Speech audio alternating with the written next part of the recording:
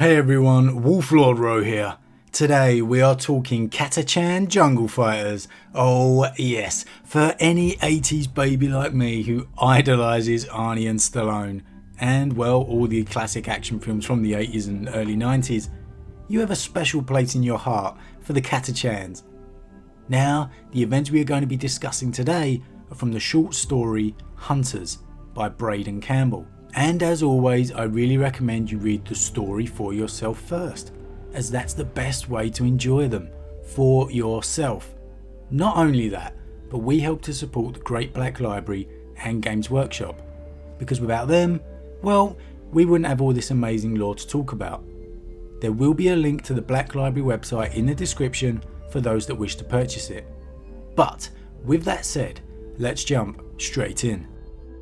Now, Hunters takes place on a planet named Sephiria, a largely undeveloped imperial world filled with large grassy plains and teeming dense jungles, perfect for Tau expansion.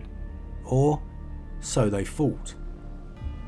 As Sephiria just so happens to be a Catachan training world, and they aren't in the habit of giving up their territory to anyone, let alone Xenos. Now, to their credit, the Tau have all but taken control of the system. Their advanced weaponry and superior range made quick work of the Catachans' armoured defences, and had another Astra Militarum regiment held the world, well, surrender or retreat may have already been ordered. But this was a Catachan world, so taking on an entire planetary invasion force in guerrilla warfare, well, that just sounds like a Tuesday. But make no mistakes about it, the Catachans have been taking a pounding from the Tau, and here the story picks up with the remainder of the defence force having retreated to the mountain jungles. Amid the dark-filled night, the rain falling on the leaves, the ground a muddy swamp, the weary Catachans sit beneath their tarpaulin covers in silence, sharpening their knives and cleaning their weapons. They may be battered, but they are far from broken. Outside, Catachan soldiers were arriving, streaming in from a half a dozen narrow pathways in the otherwise unbroken foliage. Their heavy boots were caked with mud. Their battle fatigues were filthy and torn. Each of them wore a green armoured plate over their left shoulder, emblazoned with a white-winged skull and number. Several of them, upon entering the clearing, collapsed down to sit in the muck, lacking even the energy to stumble or crawl underneath a shelter. Among them was a tall figure. He wore a red scarf tied around his forehead, as well as a secondary one on his right bicep. He had dark circles under his eyes, and his cheeks were hollow. He spoke briefly with one of Kavone's men, who by comparison looked as fit and energetic as a first season recruit. And then he entered into the tent. Okay, so we have the three remaining leaders of the defence force meeting amidst the jungle: Pascal, Kavone and Mihailik. Kavone sat himself on an empty ammo crate and motioned for Pascal to do likewise. "So here we are," he said, "the last remaining leaders of Sephiria's defence force." "Risky to have us all meet in one place," Pascal muttered, his weariness radiating out through every part of him, including his voice. "The Tau could end us right here and now if they wanted." "Risky? Stupid is more like it," Mihailik grumbled. Kavone spread his hands in apology. "I had no choice. 4 days ago the last of the satellites went down. The planetary comm lines all belong to the Tau now. If we'd done this over the air, even short-range radio, they'd be able to listen. Besides, they can't come into the jungle. Their forces are all geared for fighting in open territory." "You certain of that?" Mihailik raised his eyebrow. Since the day of their first arrival, he had seen the foe employ a wide variety of military hardware. Most of it so advanced and alien that it hurt his brain to even try and consider it.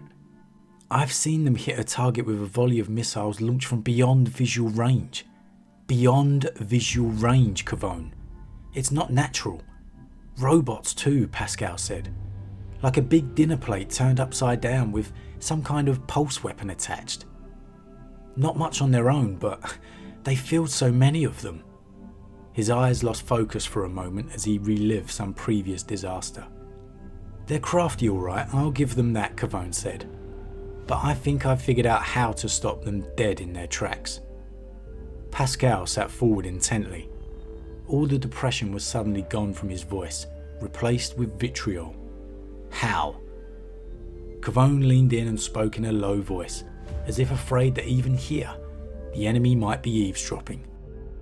The Tau have a chain of command that's totally inflexible. Every soldier looks to his squad leader for guidance and orders, without question. Every squad leader looks to his company commander for guidance, and the commanders... Who do they answer to? Pascal asked eagerly. That's just it. We had no idea. For all we knew, they operated like we do, with senior officers conducting their own operations, working on their own initiatives. But, Mihailik snickered. Headless snakes. Kavone and Pascal looked at him, and after a second he elaborated. Back on Catachan when I was just a kid, I apprenticed under this old veteran Kirsop. He used to say we were headless snakes, that a Catachan army couldn't be crippled by taking out a single, all-encompassing leader, because we had none. Some ancient expression about a serpent's head and its body. Now I really like that line. It's an awesome line to describe a Catachan force. You can't win by taking out a single, all-powerful leader, because they have none. Sure, you can take out the commander, but the Catachans will keep coming. Someone else will just step up to take charge. It's well documented what they think of commissars. And I love that earlier line of the big dinner plate turned upside down. They don't even know what these things are called. It is the smartest way to run things, Pascal agreed. Which is why it's so surprising that the Tau don't do it too. Kavone smiled now and reached for a brown leather bag. From it he withdrew several grainy black and white picts. They had obviously been taken at very long range, but in each of them, the central figure was a Tau. He wore complicated looking multi-layered robes with a laughably tall collar piece. Around his neck was a clunky medallion. He carried a thin staff. His face was completely alien. No discernible nose, beady little eyes, and a wide slit for a mouth. Some of my men snapped these while doing long-range recon. Kavone handed the pics to Pascal, who squinted at them intently. The alien's bearing and attire struck some chord of familiarity. A priest, he guessed? Kavone nodded. They call them ethereals. Near as we can tell, they're the Tau's ultimate authority on this world. We take this guy out, and their whole army will drift like a rudderless swamp boat. Again, it's really interesting here that us fans of the lore know instantly that this priest is an ethereal, but of course, in this unimaginably vast empire that is the Imperium, these unimportant Catachans have never been blessed with this information, and why would they? In the world of 40k, they aren't important enough. Just more meat for the grinder. And yet these unimportant leaders of the Catachan Defence Force are all the hope that Sephiria has left. And their conversation continues, with the hope of turning the war in their favour, gradually filling them with hope. 2 platoons died to get this information out. It has to be true. They continue to discuss the ethereal holed up in a civilian town turned into Tau headquarters. Of course, it's insanely defended, but there is a weakness to expose. Every day this priest is out in the open on the landing field, preaching to the Tau of a greater good, or as Kavone describes it, their own little version of the ecclesiarchy. He's read it from a book, 200 years old. But hey, it's the best thing they've got to go on. For a supposedly intelligent species with a highly disciplined army, it struck him as being a really stupid move. What exactly are you proposing, Kavone? Mihailik asked, though he already knew the answer. That we go in and get him. Oh yes, that's what I'm talking about. Cue dramatic music. The Catachans are coming, and they are coming for you, ethereal scum. Outnumbered, heading into heavily defended Tau headquarters with the last remaining operational Valkyrie and a sniper rifle. Oh yes, why on earth, for all the terrible action movies that are made these days, have we not already been blessed with an action movie of Catachans versus someone in a jungle? It's simple.